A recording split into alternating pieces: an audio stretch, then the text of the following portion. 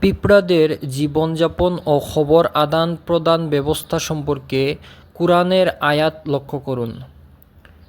এবং সুলাইমান আলাইহিসসালাম এর সামনে জিন, মানুষ এবং পক্ষীকুল থেকে তার সেনাবাহিনীকে সমবেত এবং তাদের সবাইকে বিভিন্ন শ্রেণীতে বিন্যস্ত করা হলো।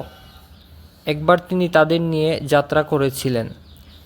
শেষ পর্যন্ত তারা এক পিপীলিকা অধ্যুষিত এলাকায় পৌঁছল।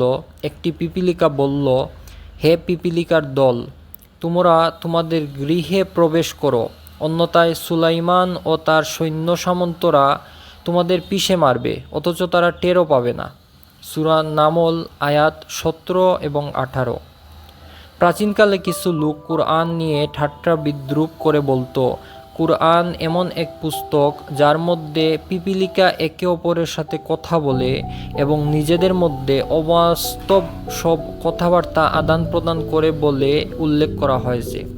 ফলে তারা কুরআনকে রূপকথার কল্পকাহিনী বলতো। সাম্প্রতিক আধুনিক গবেষণা আগেকার লোকদের জানা ছিল না। এ গবেষণা থেকে জানা গেছে, মানুষের জীবনধারার সঙ্গে যেসব প্রাণী বা পতঙ্গের জীবনধারার খুব ঘনিষ্ঠভাবে মিল আছে তারা হলো পিপীলিকা। এ মিলগুলো নিম্নরূপ। পিঁপড়ারা নিজেদের মৃতদেহ মানুষের মতোই সমাধিস্থ করে। এদের নির্দিষ্ট একটি শ্রমবিভাজন পরিকাঠামো আছে। তাদের মধ্যে ম্যানেজার, তত্ত্বাবধায়ক, প্রধান কর্মী, সাধারণ কর্মী ইত্যাদি আছে। কখনো কখনো এরা একত্রিত হয়ে নিজেদের মধ্যে জমিয়ে গল্পগুজব করে।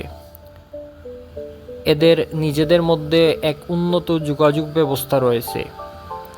এরা নিয়মিত বাজারমুখো হয়, সেখানে জিনিসপত্র লেনদেন করে থাকে। শীতকালীন দীর্ঘ সময়ের জন্য এরা খাদ্যশস্য মজুত করে রাখে।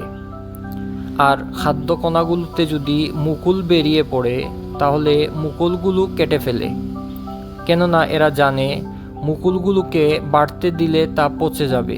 যদি তাদের সঞ্চিত খাদ্যকণাগুলো বর্ষার কারণে স্যাঁতসেঁতে হয়ে যায় তাহলে শুকনো করার জন্য তারা এগুলো রোদে বের করে নিয়ে আসে।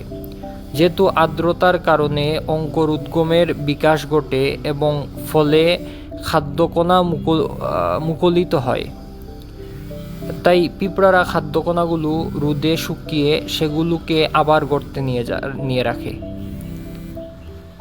আশা করি আরও নতুন নতুন ভিডিও পেতে আপনারা চ্যানেলটায় সাবস্ক্রাইব করবেন এবং ভিডিওতে একটি লাইক দিয়ে সাথেই থাকবেন।